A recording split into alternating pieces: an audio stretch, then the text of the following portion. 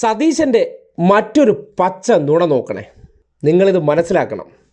അധികാരത്തിൽ വരാൻ നട്ടാൽ കുരുക്കാത്ത നുണ പറയുന്ന ഒരു വ്യക്തിയാണ് സതീശനെന്ന് നിങ്ങൾക്ക് ബോധ്യപ്പെടും.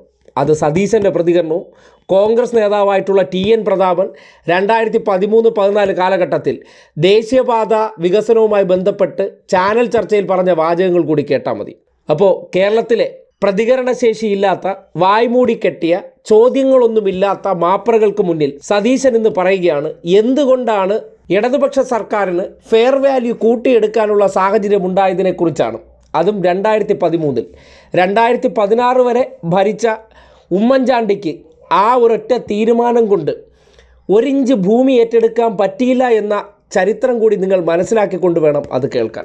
UDF സർക്കാരിൻ്റെ കാലത്ത് ദേശീയപാതക്കാരെ അടച്ചുപൂട്ടിപ്പോയെന്ന് ഇത് നിങ്ങൾക്ക് എല്ലാവർക്കും അറിയാവുന്നതുപോലെ 30 മീറ്ററിൽ പണിയണമെന്നായിരുന്നു VS അച്യുതാനന്ദൻ്റെ കാലത്ത് തൊട്ടുള്ള കാര്യം.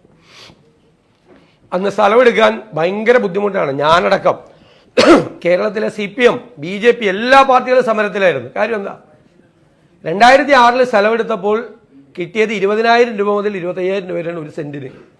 10 സെന്റ് സ്ഥലം ഒരാളുടെ പോയാൽ അയാൾക്ക് കിട്ടുന്നത് 2.5 ലക്ഷം. ഇൻകം ടാക്സ് കൂടി പോയാൽ കിട്ടുന്നത് 2 ലക്ഷമോ 2.25 ലക്ഷമോ. അത് വെച്ച് 1 സെന്റ് ഭൂമി മേടിക്കാൻ പറ്റില്ലായിരുന്നു. 1 സെന്റ് ഭൂമി വാങ്ങിക്കാൻ പറ്റില്ല. അപ്പോൾ പറ്റില്ല എന്ന് പറഞ്ഞു, സാധ്യമല്ല എന്ന് പറഞ്ഞു. 2013 UPA government right to fair compensation act കൊണ്ടുവന്നു. കേട്ടല്ലോ. കേൾക്കുന്നവർ വിചാരിക്കും, ഇതുകൊണ്ടായിരിക്കും ദേശീയപാതയിൽ അന്ന് പുണ്യാളം മുഖ്യമന്ത്രി സ്ഥലമേറ്റെടുക്കാത്തതെന്ന്. കഴിവുകേടല്ല, അല്ലെങ്കിൽ ജനങ്ങൾക്ക് മതിയായ കോമ്പൻസേഷൻ നൽകാതെ കിട്ടുന്ന പണം മുഴുവൻ ഖജനാവ് കഴുകി വടിച്ച് ഓരോരുത്തരും അവരവരെ വീട്ടിൽ കൊണ്ടുപോയത് കൊണ്ടുമല്ല. അതൊക്കെ പറഞ്ഞാൽ ചിലപ്പോൾ വല്ലാത്ത പൊള്ളലേൽക്കും. അതുകൊണ്ട് അന്ന് സതീശൻ അടിച്ച ഈ ന്യായീകരണത്തിനപ്പുറം എന്താണ് സംഭവിച്ചതെന്ന് ദേശീയപാത വികസനവുമായി ബന്ധപ്പെട്ട് അന്നത്തെ കാലഘട്ടത്തിൽ സംഘപരിവാർ ചാനലായിട്ടുള്ള ഏഷ്യാനെറ്റിനകത്ത് ജോണിൻ്റെ മോൻ വിനുവിനോട് MP ആയിരുന്ന TN പ്രതാപൻ പറയുന്ന കാര്യം കള്ളമായിരിക്കില്ലല്ലോ. സതീശൻ ഇന്നല്ലേ പ്രതിപക്ഷ നേതാവായുള്ളൂ. അന്ന് സതീശനേക്കാൾ വലിയ നേതാവായിരുന്ന പ്രതാപൻ ദേശീയപാത വികസനം മുടങ്ങിക്കിടക്കുന്നതിനെക്കുറിച്ച് പറഞ്ഞത് കേട്ടെ. പിന്നീട് 45 ആവുന്നു. പിന്നെ ഇത് 45 മീറ്ററിൽ സ്ഥലം ഈ നിശ്ചയിക്കുന്ന കാലയളവിൽ നടപ്പിലാക്കാൻ പ്രായോഗികമായി വളരെ വളരെ പ്രയാസമാണ്. എനിക്കും ആഗ്രഹമുണ്ട് 45 മീറ്റർ വീതിയുള്ള റോഡിലൂടെ യാത്ര ചെയ്ത് തിരുവനന്തപുരത്തേക്ക് വരണം, തിരുവനന്തപുരത്ത് കാസർഗോഡ് പോകണം എന്നൊക്കെ. പക്ഷേ പ്രായോഗികമായി ഇന്നത്തെ സാഹചര്യത്തിൽ പ്രായോഗികമല്ല. പിന്നെ അതിന് തടസ്സം എന്താണ്? ആ തടസ്സം എന്താണെന്നുള്ളത് നിർബന്ധമായും കണ്ടുപിടിക്കണം. ഞാൻ മുഖ്യമന്ത്രി പറഞ്ഞതിന്റെ സതുദ്ദേശം നമുക്ക് മാനിക്കാം. സെൻട്രൽ ഗവൺമെന്റിന്റെ കയ്യിൽ സർവത്ര കുളമായ റോഡുകൾ കേരളത്തിലെ സ്ഥിതി അറിയാമല്ലോ. ഇപ്പൊ നേരത്തെ പറഞ്ഞ 20,000 കോടി കൊടുക്കുക. ഇപ്പൊ ഞാനൊക്കെ നമ്മുടെയൊക്കെ ജനപ്രതികളാ. നമ്മുടെ മണ്ഡലത്തിലെ PWD റോഡുകളുടെയും വില്ലേജ് റോഡുകളുടെയും സ്ഥിതി ജനങ്ങൾ നമ്മുടെ അടുത്തേക്ക് വന്ന് ചോദിക്കുമ്പോൾ നമുക്ക് ഇനി ഒന്നും നന്നാക്കേണ്ടെന്ന് ധനവകുപ്പ് പറഞ്ഞാണ് കേൾക്കുന്നത്. അതെ, നന്നാക്കിയതിന് പണം കൊടുക്കാനില്ല. 2,000 കോടി രൂപ അവർക്ക് കുടിശ്ശിക കൊടുക്കാനുണ്ട്.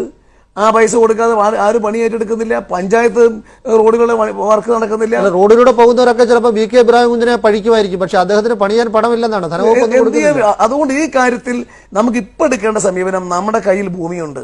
30 മീറ്റർ വീതിയിൽ ഭൂമി നമ്മുടെ കയ്യിൽ നിൽക്കുകയാണ്.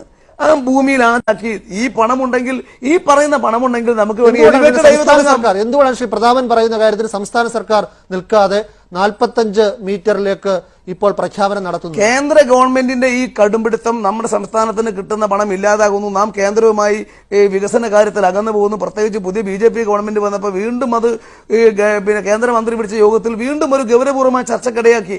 അതെല്ലാം കണക്കിലെടുത്താകണം ഇന്നത്തെ ക്യാബിനറ്റ്. ഇത് മുഖ്യമന്ത്രിയുടെ ആശയം നല്ല ആശയമാണ്. നടക്കാത്തത് നല്ല ആശയമാണെന്ന് പറഞ്ഞു, നടക്കില്ല ആശയം. അതിന് പ്രതാപൻ മാത്രമല്ല ലീഗ് നേതാക്കൾ പറയുന്നു. പ്രായോഗികതയിലേക്ക് വരുമ്പോൾ ഇത് നടപ്പിലാകാൻ പ്രയാസമാണ്. നമുക്ക് എല്ലാവർക്കും വർത്തമാനം പറയാം. നഷ്ടപ്പെടുന്നവന്റെ വേദന, വീട് നഷ്ടപ്പെടുന്നവന്റെ വേദന അല്ല, നഷ്ടപ്പെടുന്നവന് നല്ല നഷ്ടപരിഹാരം കൊടുക്കാൻ കഴിയണം. അത് കഴിയുന്നില്ലെങ്കിൽ നടക്കില്ല. വിനു നമ്മൾ കണ്ടതല്ല. ഞാൻ വിനുവിന്റെ തുടക്കത്തിൽ തന്നെ പറഞ്ഞു, ഞാൻ തൃശ്ശൂർ മണ്ണുത്തിയിൽ കണ്ട ആളാണ്.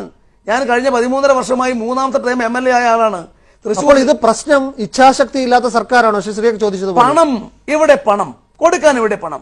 നാം എടുത്ത് ഈ ഭൂമി അളവെടുത്ത് തീരുമാനിച്ച് ഗവൺമെന്റ് കൊടുക്കാൻ പണമില്ല, നടപ്പാകില്ല എന്നറിയാം. കേട്ടല്ലോ. ദേശീയപാത വികസിപ്പിക്കണമെന്ന് ഞങ്ങൾക്ക് ആഗ്രഹമുണ്ട്, പക്ഷെ നടക്കില്ല. പണം എത്രയും ഞങ്ങളുടെ കുടുംബത്തിൽ കൊണ്ടുപോകാനല്ലാതെ ജനങ്ങൾക്ക് വേണ്ടി ചിലവാക്കാൻ 10 പൈസയില്ല. ക്ഷേമ പെൻഷൻ 18 മാസം കൊടുത്തില്ല, അതും 600 രൂപ.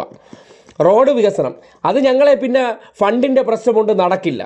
അങ്ങനെ കേരളത്തിൽ സകലതും മുടങ്ങിക്കിടന്നൊരു കാലഘട്ടത്തിൽ നിന്ന് ഇന്ന് ദേശീയപാത വരുമ്പോൾ ഒരു ഉളുപ്പുമില്ലാതെ 2013 UPA സർക്കാർ എടുത്ത തീരുമാനമാണെന്ന്. പിന്നെയും ഉണ്ടായിരുന്നു 3 വർഷം. എന്ത് കിളയ്ക്കുകയായിരുന്നു പുണ്യാളം മുഖ്യമന്ത്രിയും ആ സർക്കാരിൽ MLA ആയിരുന്ന സതീശനുമെന്ന് ചോദിക്കാൻ ആ പത്രസമ്മേളനത്തിലിരുന്ന മൂകരായിട്ടുള്ള ഒരുത്തനും ശബ്ദമില്ലായിരുന്നു. അല്ലെങ്കിൽ തിരിച്ച് ഈ ചോദ്യത്തിൽ കഴിയാവുന്നതേ ഉണ്ടായിരുന്നുള്ളൂ. 2013 UPA സർക്കാർ തീരുമാനമെടുത്തെങ്കിൽ 2016 വരെ നീയൊക്കെ എന്താണ് അവിടെ ചെയ്തത് എന്ന ചോദ്യം ചോദിക്കാതെ വായ്മൂടി കെട്ടിയിരുന്ന ആ PR പണിയുണ്ടല്ലോ, അതാണ് ജനം മനസ്സിലാക്കേണ്ടത്. പച്ചക്കള്ളം ഒരു ഉളുപ്പുമില്ലാതെ ഇതുപോലെയാണ് നാട്ടുകാരോട് വിളമ്പുന്നത്. യാഥാർത്ഥ്യം ഇങ്ങനെയൊക്കെ ജനങ്ങളുടെ മുന്നിൽ കാട്ടി തെളിയിക്കേണ്ട ഗതികേടിലാണ്. കാര്യം ഒന്നും ചെയ്യില്ല, നികുതിപ്പണം പിരിച്ച് ഞങ്ങളുടെ കുടുംബത്തിലേക്കും ഞങ്ങൾക്ക് വേണ്ടി അവിടെ ബിനാമി സ്വത്തുക്കൾ വാങ്ങി കൂട്ടിക്കൊണ്ട് നടക്കുന്നവർ, അതിൽ സതീശൻ്റെ സ്വത്ത് വിവരം കൂടി എടുത്തു കഴിഞ്ഞാൽ എവിടെ നിന്നാണ് നക്കിത്തിന്നാൻ നല്ലിപ്പില്ലാതെ മണി ചെയിൻ കച്ചവടവുമായിട്ട് നടന്ന സതീശൻ ഇന്നിപ്പോൾ കോടികളുടെ ആസ്തി ഉണ്ടാക്കിയത് എന്ന ചോദ്യത്തിന് മുന്നിൽ എല്ലാത്തിനും ഉത്തരമുണ്ട്.